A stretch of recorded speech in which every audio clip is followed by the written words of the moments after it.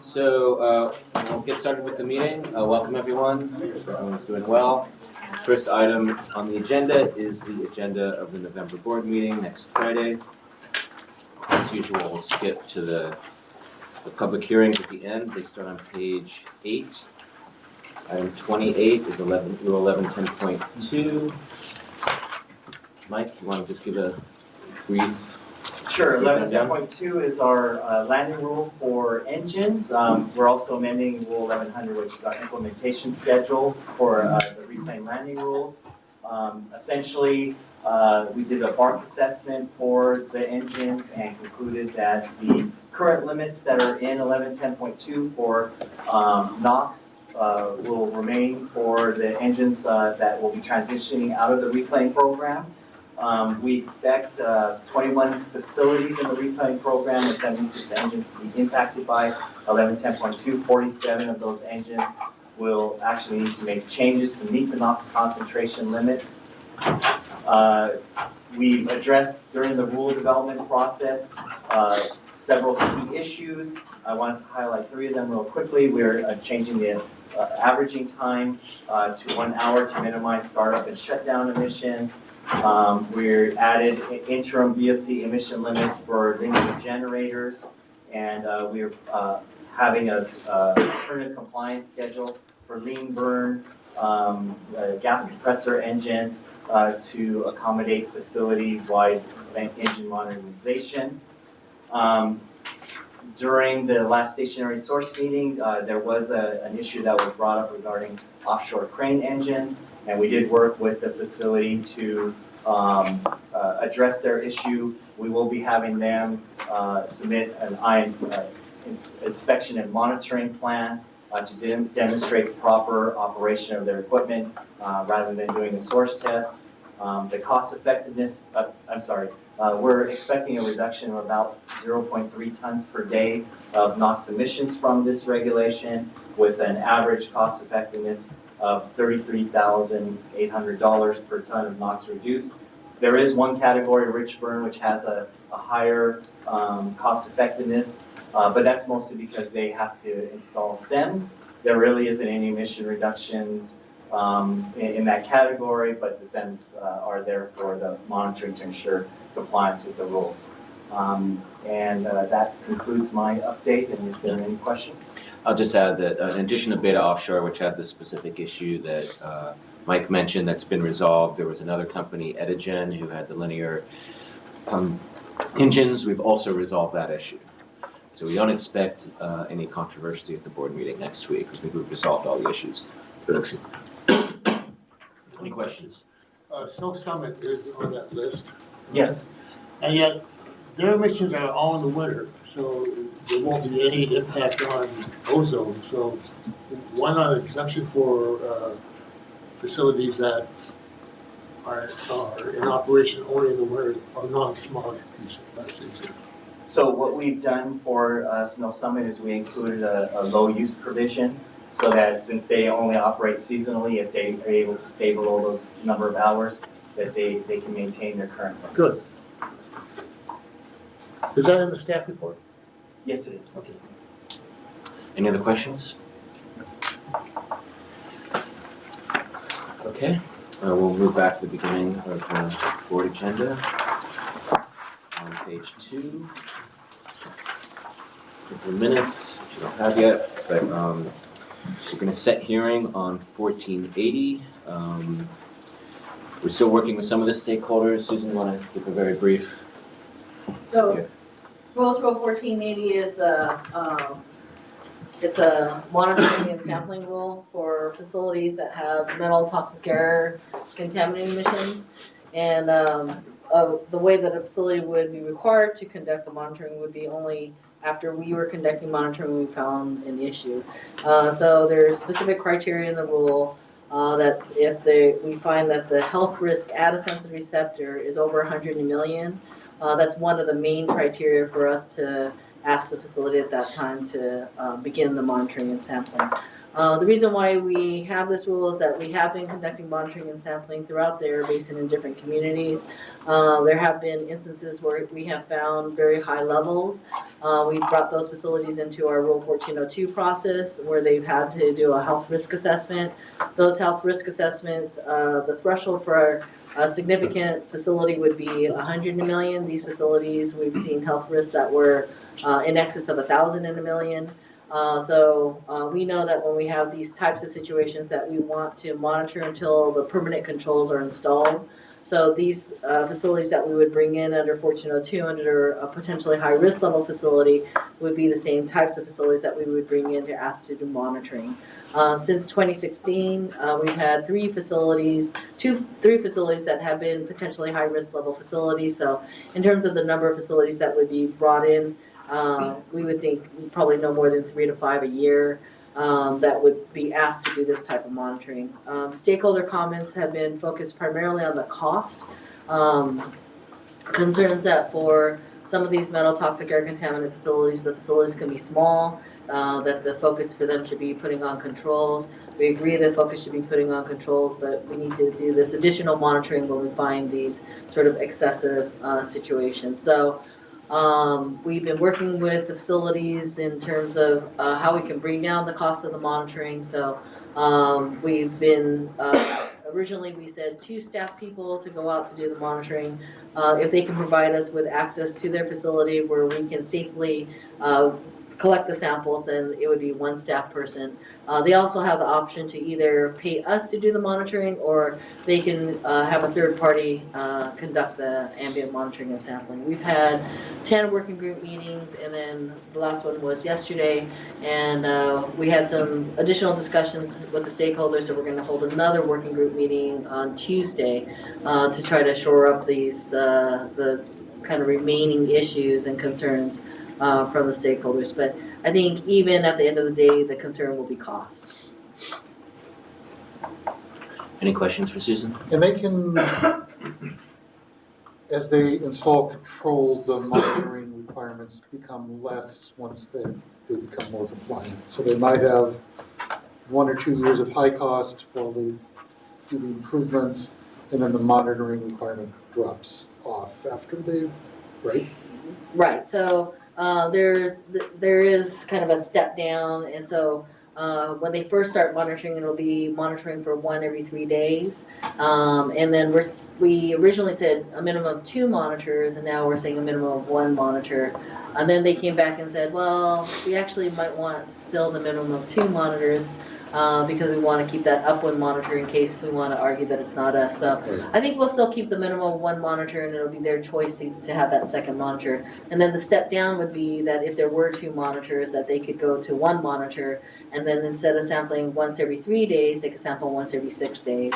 And then the provision to allow them for complete relief from the monitoring will be after they complete their what's referred to in Rule 1402 as their risk reduction plan, and that's when their permanent controls are installed, then they would be relieved from conducting monitoring and sampling at that time. Any other questions? Okay. Moving on to page 3. So this is just setting hearing again for the contingency plan for the 182E5 contingency plan for EPA, which we plan to bring in December. Many of you are familiar with this process we're going through now. We owe EPA a submittal of what's known as contingency measures in case the 182E5 or black box measures don't pan out. Essentially, it is being much more specific about what goes in that black box. So we're working on that now. We have a deadline to EPA by the end of the year. So we're working hard to do that. We had a workshop earlier this week. I believe it was this week. I'm losing track of time. Last week, Yeah. Friday. Last week. And then we have another working group planned for November, and then a December hearing at our board. CARB has to turn it around really quickly to get it over to EPA. We know it's a fast schedule. We didn't think the deadline was as critical. We've been late before, but given some of the letters from headquarters at EPA to California, we don't want to give them a chance to jump ahead with some punitive measures. So we want to make sure we get something in by December, but if there's some details to be worked out, we can amend our submittal in the early next year. So, questions? Yeah, I have a question. Are we the only state that cannot meet the .084 standard? The only state that cannot meet the .084? In No. other words, all the other states, I believe, meet the .084. Is that true? I haven't checked that I went through recently. the entire Yes, so if you look there, Texas? yeah. There's Houston, a high I know one of Houston, .08 somewhere. I think Houston was the next worst. Did they already meet the Well, 80 the ppb standard? I can't highest remember. reading I saw was .08 in their submittals to Okay. EPA. So we are unique, but we have unique weather. And I just want to bring up one thing. We're far away from meeting the .084. We're not alone because I think Mojave is not in good shape and one or two others. So, okay. But we're not going to be meeting, I don't think we're going to have a meeting in November, this group. Or December.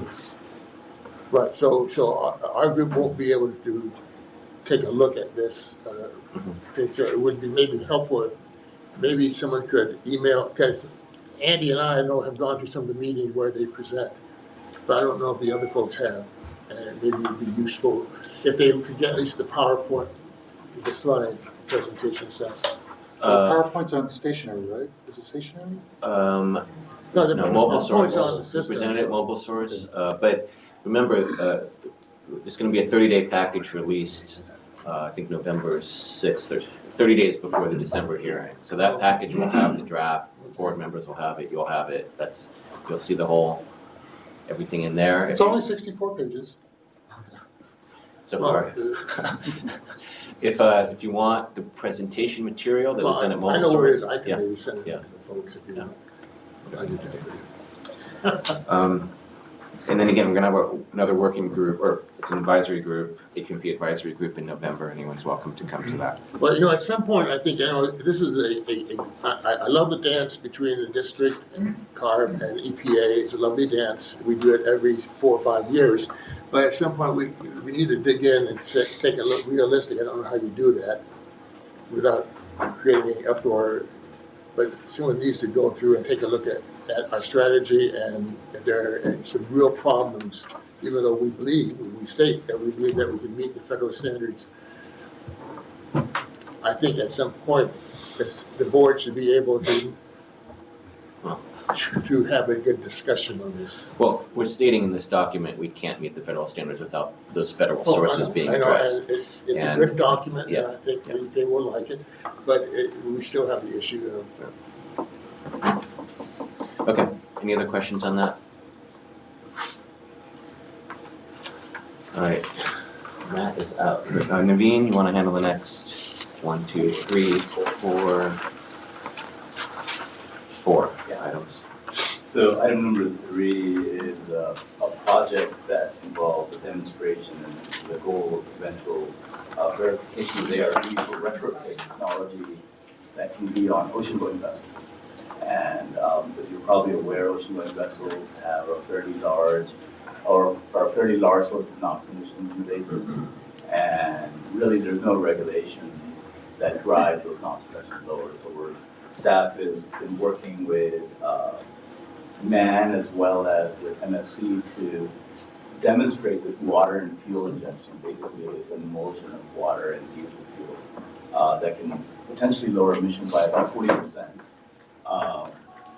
Again, the attractive part about this project is not just doing the demonstration and emissions testing, but really taking it through the ARB's verification process.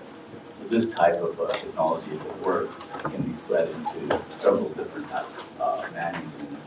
And the funding is being cost shared between the ports under their TAP program as well as AQMD, and I can provide a lot more detail if you have any questions. Naveen, are we using the same thought process for the ships that were chosen for the retrofit as what we're working with China on the most frequent called to the ports? Yeah, so this is a demonstration project, Right. so we're just trying to prove it out. It's on an S90 engine that MAN produces. That is on probably the most prevalent engine on the vessels that call on it. So we're hoping that At a minimum, this would be verified for that S90 engine, and then with some minor tweaks to the technology, it can be expanded into other. Okay. So it's just data collection, I apologize. Yeah, so the way the two things work together is the primer project is about incentives across the Pacific Rim, right, and getting all the other ports around the Pacific Rim to coordinate those incentives to try to attract cleaner ships. Right. This project, the technology doesn't really exist for anything between what's a tier 2 ship and a tier 3 ship right now. So this technology has a potential in a retrofit sense to be somewhere between tier 2 or tier 3. If you can get certified at that level, then we can structure our incentive programs to encourage these types of retrofits. But we can't do that until the technology has been proven out. So So is this a tier 2 vessel? it's This is a tier 2. engine that will achieve about a 40% reduction. Or, So I forget, I mean, Sarah's presentation about vessels was, how many tier 3 vessels are like low double digits? there's very few, if any, tier 3. The question should be that vessels. comes to California. Yeah, What especially in exists California. must come here. Well, even around the world, there's like A couple So- dozen. non-double digit tier 3 So vessels. there's nothing that requires existing ships, but all new ships have to be tier 3, Oh. post 2016 federal requirement. And that's why they So built that's boat why load they're ships targeting- in, no pun intended, in 2015. Well, they laid a lot of keels hoping that they could still build tier 2 in the future. So this would not work on tier 1. The technology is, we're starting out on tier 2, but the idea that NAN wants to do is, if it's successful here, we can prove it out and get to that verification state, to expand it into other, well, tier 1 and But how do we, this would basically cost 2 million, what's our cost for, not for this demonstration, but for, if it's proven out, what do you think the typical cost would be for tier So 2? depending on the engine and the vessel itself, we're looking at about a $500,000 to $750,000 cost to put that retro, or verified retrofit. And doing that, operationally, will a ship reduce their cost in regard to fuel if they do this? We haven't gotten to that point yet because the emulsion technology has some equipment that needs to be on board. It's a separate tank. It only applies really when you're within 100 miles or so of shore. And really the idea is to do it when the speed reduction happens already in those close communities. So it's not going to affect the voyage and the overall larger fuel cost perspective. Ocean-going vessels, not so much at berth. There's been a lot of discussion of at berth and the CARB regulation. This is trying to get those emissions in transit, which once the at berth emissions continue to drop with the CARB regulation, most of the emissions are maneuvering and in transit. And that's what we need to address going forward, because even with the CARB regulation, it's going to be our #1 source of NOx in the basin in the coming years. Can the CARB regulation require this once it's proven? Authority-wise, I'm not going to speak to the legal aspects, but there'd be some questions there. But it can be incentivized, and if that's the cost, it would be very cost-effective to incentivize that, maybe on a per-call basis. So that would be probably the frequent ships, the ones that come in. Yeah, I mean, one concept, it hasn't all been worked out, is like, let's just say every time a ship with this technology came to this port, we'd give them X amount of dollars, and they can pay back, and as long as they keep coming, they can pay back that $500,000 in 2 or 3 years, and everything else is gravy, something like that. The last comment, Naveen, is just on some other technologies that we've been pushing at the port. I mean, I love CARB, but it's been slow to get some of the stuff through. Like the bonnet technology took 10 years to finally get that. And so just anything we can do to help. You know, obviously there's multiple factors go into collecting the data, put it all together, get it to CARB and verify. But anything we can do, because we've talked about this before, but it's very promising technology. And the sooner we can get approved and certified by CARB and then out as part of our package would be great. So again, anything from us or the ports, let us know how we can help with that. Great, the ports have been very helpful and supportive, not in just cost, but also. Yeah, but just when it gets to CARB, it's just sometimes, you know, just how we can help advocate to get it moving. we were able to put this together. People were very skeptical we can even put it together a project like this, but we were able to do it. So it's something we really want to move forward with because it's a lot of emission reduction, it's a lot of potential, and we have the partners that we need. And it's been a long time coming that some work was done in this area. Yeah, and just from Councilman Robinson's perspective, who supports this very much, there's all additional things that you just brought up, is that there's some partners that have been brought to the table that are really going to benefit the project on this. But additionally, with the lifespan of these big cargo ships, the sooner that we're able to implement new technology, it will have a long-lasting impact. And the longer we wait, there's going to be more ships that are, in commission that will be there for 30 or 40 years. So timing is important on this as well. And there may be other projects coming forward, other technologies we want to look at on the shipping side too. This is just testing one technology. If we can find other partners, there's a few other ideas that we'd like to demonstrate. All right, any other questions on number 3? And number 4? So number 4 is a fairly routine item now. We're proposing to recognize $12 million from ARB for the Replace Your Ride program, as well as provide some additional funding to the 2 contractors that help us in the application process for these vouchers that are applied for. And then also we're seeking the board's approval to use our AB 923 or local funds as a buffer. Fairly regularly, the EFMG funds are a little bit delayed, and we don't want to stop issuing those vouchers, so we're requesting the board's approval to use AB 923 as a buffer and then pay that back when we get the funding. And then with that, I can answer. Sorry, Navino, I'm full of questions there. Sure. Actually, I've been hearing great things about the Place to Ride from Los Angeles, and and I think the part where the voucher comes out is the complaint you've got. So they're happy with the overall program. Is that what you're referring to? Is that's the delay in paying? Because we have certain car vendors that are participating in the program, but it's that time once they're approved and then paying the dealer.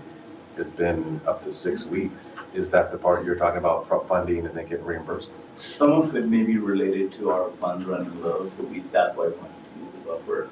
But oftentimes there's just a lot of requirements and verification, validation, scrapping, and other types of testing and documentation that's not available for that final voucher issuance yet. Right. So that's probably a portion of that delay as well. But we've been trying to make our systems much more efficient and train our dealers as well as our contractors much better, doing the quarterly review with them to make that process quicker and more efficient. So hopefully that'll show up. Complaint was a strong word. They're very happy with the process. It was just that delay, and I think most of the dealers seem to be very patient, and some of them even release the vehicles before they receive the final voucher. I didn't realize how great the program was, and so some of these people are coming in and asking for the voucher help, but it's an amazing program, and we've been advertising it more. Someone just picked up one of those little BMWs for $16,000, but they got $9,000 for their beat-up Honda Accord, and now they have an electric vehicle. It's amazing. Yeah, the popularity has certainly increased. The program's been around for about 5 years Right. now. And last year we issued, or the last 12 months, we issued about a third or 1,700 vouchers. So the activity level has gone up. We're putting probably about $400,000 worth of vouchers. We're approving $400,000 of vouchers on a weekly basis. So that activity It was kind of rolling along on its own because it first started and nobody knew about it. And then there were a couple of TV stories and then it blew up. And is it just kind of rolling along on its own now? And then, staff has also, through guidance from the board and the roster, really increased our outreach activity. So not only have we presented at the 8670 community meetings, but we're out at auto shows, we're out at all car events, we're out everywhere and anywhere. And our LPA has also helped advertise that message. So I think awareness has significantly increased. Car availability too, with all the battery electrics coming off lease. Oh, right. Yeah. How much is a used Leaf? Probably about the Two same. box tops. $6,000 to $7,000, so yeah.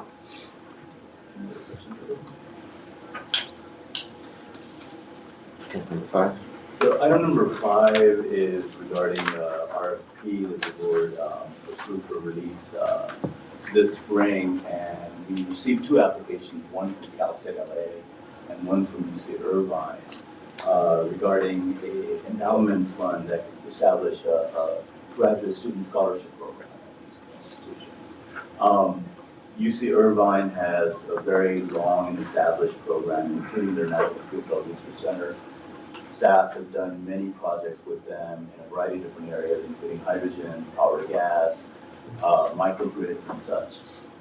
And they have a program that met all of our requirements that were laid out in the RFP, which is basically graduate level academic opportunities, research levels, as well as trying to coordinate and ensure that their students are prepared for the workforce, like ourselves or any others. Cal State LA has a program, slightly lesser program in that regard. They have a graduate program as well where they focus on hydrogen and solar electric vehicles and other areas. So staff recommendation is to provide $1 million endowment to UC Irvine and $250,000 to Cal State LA for their graduate level scholarships. Questions on that? Just really quickly, it is because of CARBs locating in Riverside, is UCR, I know that they're ramping up a lot of their quality programs. I don't know if they would be included at some future About point. a year and a half or 2 years ago, we actually already did an endowment program. Okay. Directly to UCR without a request for proposal. But certainly, we do a lot of work with CSERT and UC Riverside already, and if there's a need for additional, that's something that we consider. And the car facility, they're putting up the walls. I've heard. So I drive by it every day on my way home. Any questions on number 5? Well, how long is this the first year that we've done this, or, So we did it for UC Riverside about 2 years ago. well, have we gotten any of these graduate students to come work for us? I can say that 2 of my more recent staff are from UC Riverside. Or from this program? Oh, that's good. And there's many others within the district, that's just my. Oh. We have lots of people from Irvine and Riverside that may not have come up through this program, but maybe now some will come from Irvine through this So program. Dr. Miyasato from Irvine, Yes. Anteater. But not from USC? Well, you know, we must That's what I was have, thinking, but I wasn't gonna say. we must have, I would say 15 to 20 colleges within 10-mile, 15-mile radius of here. Have we ever considered ramping up our summer program into a year-long program where we could handpick engineering, planning folks to groom them as kind of like a minor league for the district? Now, I think that, with all, Claremont alone has 6 or 7 colleges, Cal Poly, Zoo Pacific. It just seems like a good idea in regard to feeding our agency with this type of talent. Not to take away from this program, but because we're awash with money sometimes, it seems like we are. I just throwing that out. I know a couple times in my division we've hosted some students who have a work-study requirement, need to do 6 months with an agency, and either paid or unpaid, they will come and work for us. So I don't think that we have a formal program there. I don't know, John. No.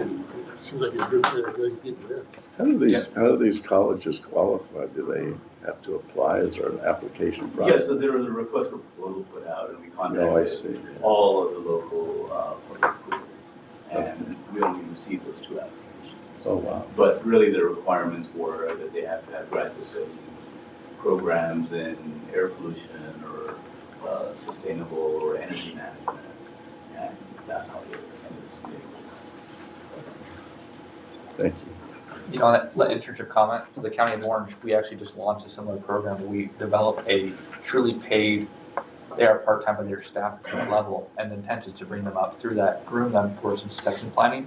Obviously, you can never guarantee them the future in that role, but really train those staff is really helpful. And that took us probably 2.5 years to develop that program, but we just launched it a couple months ago. We hired the first one. So, I mean, if you haven't explored that, a more formalized program is we seem very helpful. So. Maybe you could email John with that. Yeah, we can follow up with it. Yeah. And see what's going on. That'd be great. Okay. If you've done all the hard work already.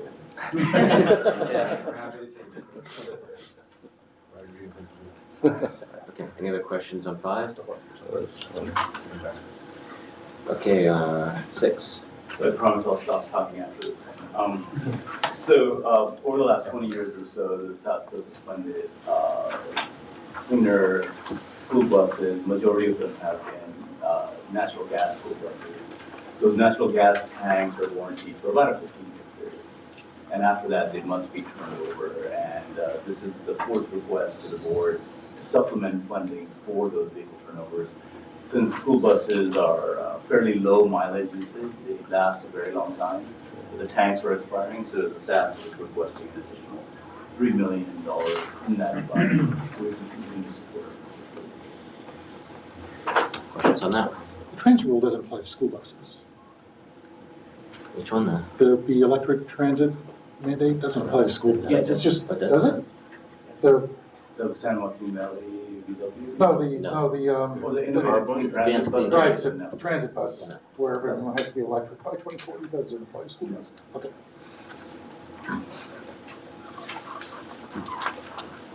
Any questions? Okay, page 5, item 7, Jason. Good afternoon.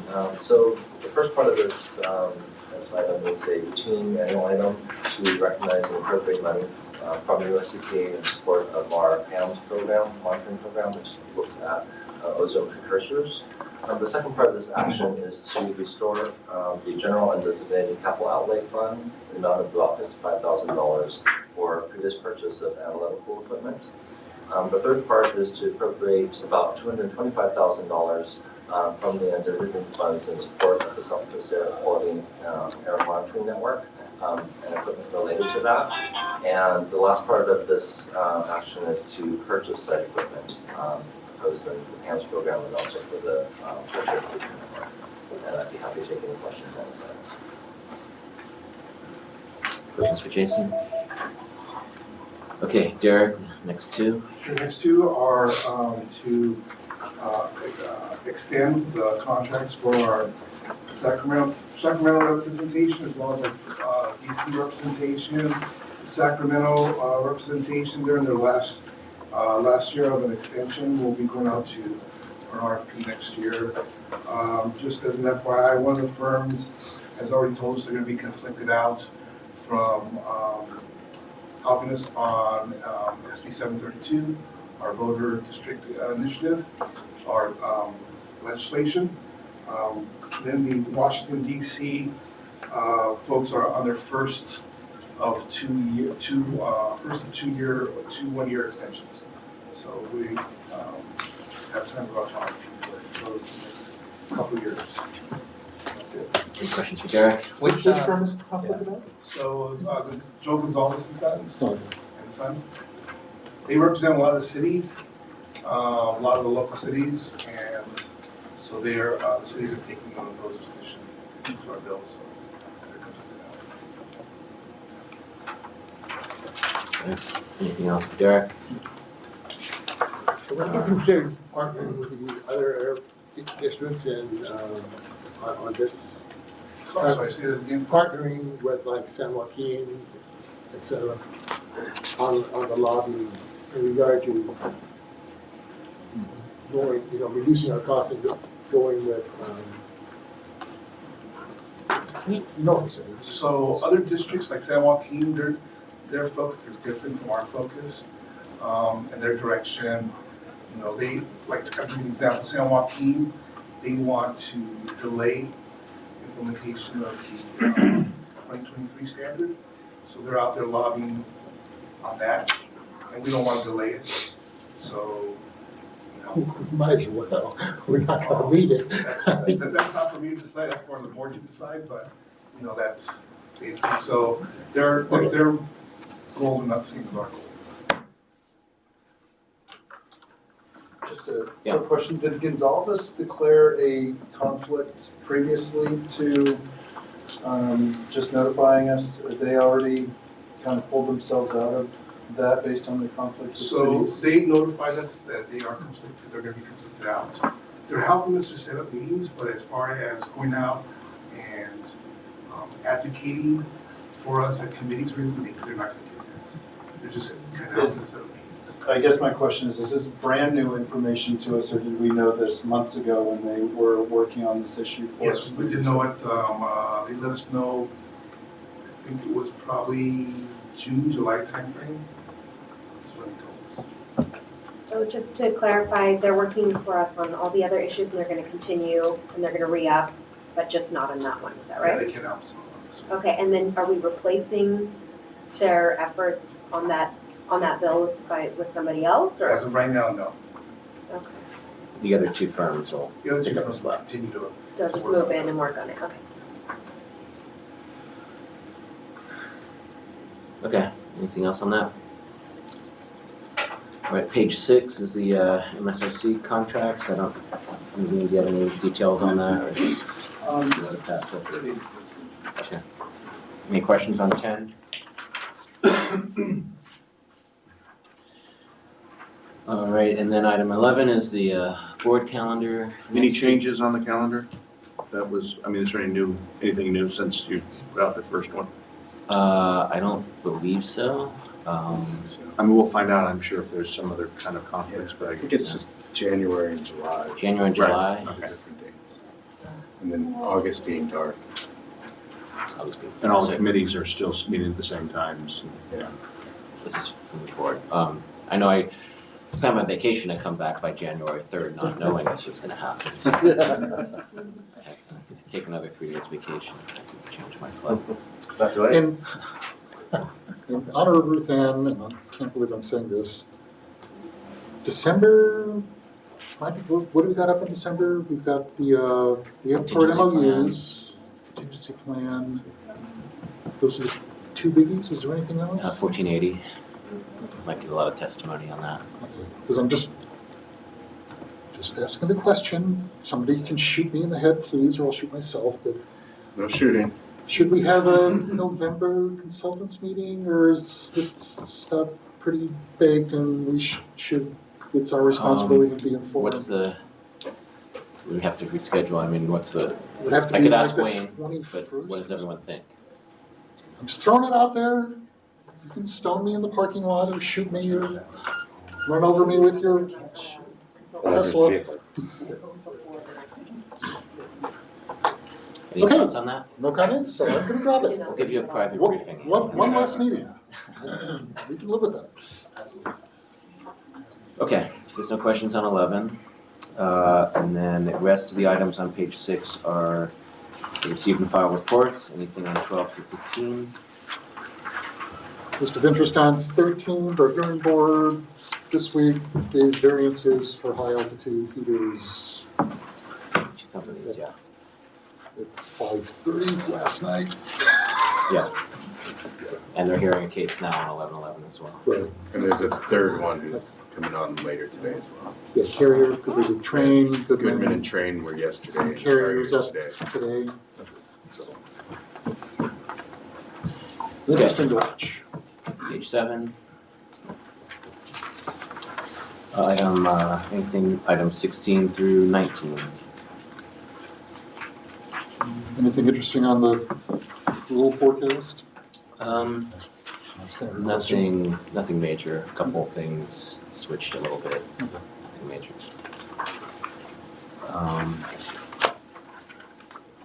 And then the rest of page 7, 21 through 25, committee reports. One quick question on 22. Derek, at the Ledge Committee, it was requested that the draft language that was going to be sent for SB 732, there was some additional language that was going to be sent to the committee members. We just haven't seen that, so Okay, I'll make sure. if you can please send that. It was a draft language for, You had said that at the committee, you had reported that you were sending some additional language because Dr. Burke had, asked if there was the language that had been inserted related to some of the oversight and. so that was, well, okay, so that language was actually submitted to Ledge Council. They just haven't put it in yet. It's been already submitted. We'll send you over the language. I thought we already sent that. No, but I believe there's you had indicated at the Ledge Committee that there was some new draft So- language that was sent. So I think what you're talking about is the spending plan. Yes, So the spending plan is going to be presented at Ledge Committee in 2 weeks. okay. So you'll be getting it then. You'll be getting a week before, whenever we mail out it's being prepared right now. It's going to be a formal presentation, PowerPoint presentation. It's very preliminary.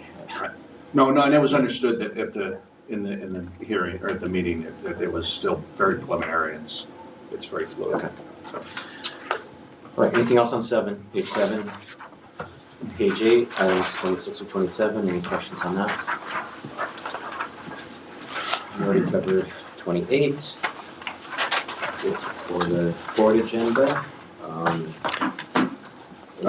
As far as the board agenda, though, at the beginning, it says that there's a presentation that is going to be made on the activation of pro-inflammatory factors. Is that you didn't mention that, is that? I'm sorry about that. Yes, I think that's all set. Dr. Black's going to come in and talk about the research project that we've been funding with him. That's the Health Effects Foundation. Health Effects of Air Pollution Foundation. It's called the DOT Foundation. Yep, changed the name, unfortunately. Right, okay. I'll just make a pitch for Mojave Desert AQMD.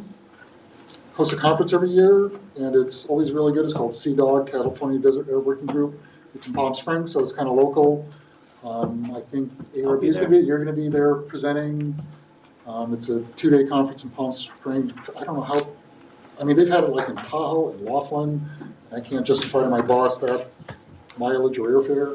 But it's a really good conference, and it's only in Palm Springs. So that's November 6th and 7th. So just look at the Mojave Desert AQMD website if you're interested. But it's always a really good conference for our little sister agency.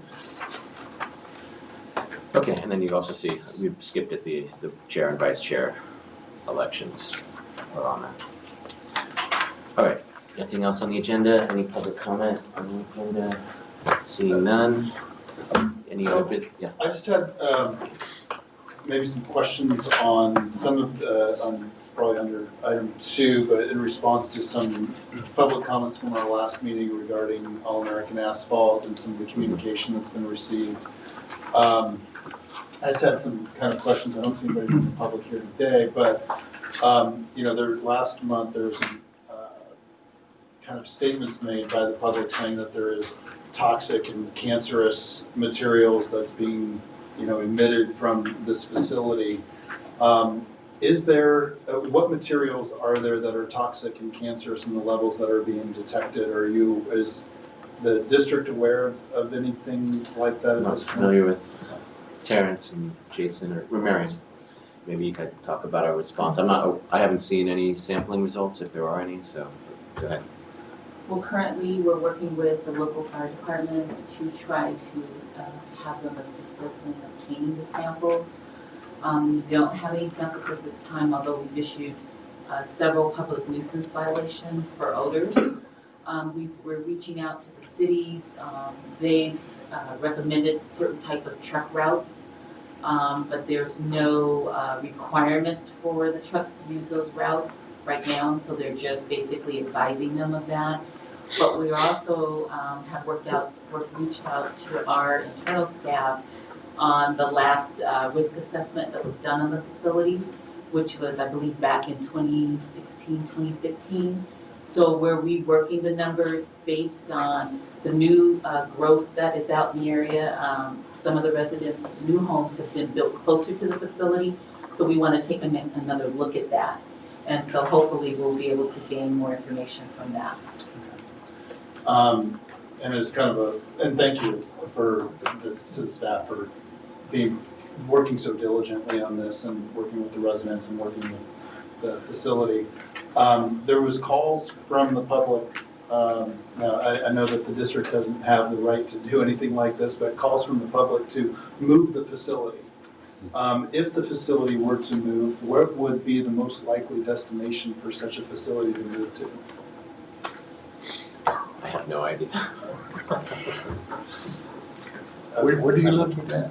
Yeah, well, that's kind of, I mean, it seems to me like, I mean, I would just want to make sure that if the facility was contemplating moving, that the EJ communities that would surround that would be aware of the fact that a facility is moving from Irvine to their neighborhood. So I just want to involve them in those discussions if it were to come up. So I just want to. When we met with the facility operators, they didn't indicate that they were looking to move. In fact, they mentioned that the Irvine company had sold them the property prior to the homes being built in the area, and that now that same company is now, doing the new home development, performing the new home development. And so they're looking at what additives they can add to help minimize the odors. They're looking at buttoning up their facility to help with the odors. But we've been responding to nighttime complaints from the hours of 7 to 12 at midnight. We'll send an inspector out for one call. After midnight, after we receive 3 calls within an hour, we'll send an inspector out from home. So we've been talking with some of the HOA president, talking about the work that we're doing. They're appreciative of our response to their concerns. But I think we're looking into maybe making recommendations of going further with our legal department because of the public nuisance violations. And a lot of times out of that process, we may be able to get the company to do some additional things that aren't required under our rules. So are there any rule violations currently that have been Yes. identified? If they're in violation, we've issued 3 public nuisance violations, and we are also in the process of reviewing maybe possibly some permitting violations. They have a portable unit out there that is operating, and so we're looking into that as well. But presently, the only ones that are violation are the nuisance violations, correct? Currently. Yes. I always thought it was 6 versus you said 3 now. Here you go. My understanding is. Well, no, I read that too. and That's just I for thought- responding to a complaint. The 6 is, Oh, just to respond, but. Oh, the call out, Yeah. the complaints, 3 in an hour. We call folks out. I think what you're talking But it's about is our still 6. public nuisance But estiblishing you still need. whether a public nuisance you still violation need occurs at is least 6. Okay. But in terms of going out, calling an inspector out from home, and we're calling them out over there at 2, 3 o'clock in the morning, and our inspectors are volunteering to be on this call-out list. And so we're calling them out, going out to the facility and checking for odors in order to document a public nuisance violation. it's an important distinction because a lot of members of the public get that wrong. They think we think won't so. come out unless we get 6 complaints, but that's not true. And so the 6 is really a legal distinction in the Yeah. rule. Because the public nuisance rules, we look at a considerable number of persons or the public, right? And so our legal department has historically defined that as 6, though there could be other kinds of circumstances. And that's is a general parameter. Right. You also have to look at the specific situations in terms of what's going to constitute a public nuisance. In the case of schools, it may be less than that required. And so as opposed to a private nuisance, I think maybe all of you, not many of you have will receive reports from constituents or people who contact board members about a one-on-one kind of dispute. This facility right down the street from us, that won't necessarily rise to the level of a public nuisance that we could act on with just 1 or 2. But we still go out to investigate. We could go. When you go out to investigate, do you go out during those early morning hours when you hear the complaint? So what happens It can be is, like 3 in the morning. yes, after 5:30, all of our complaint calls are routed to a recording. Oh, I see. That then triggers a call to the supervisor.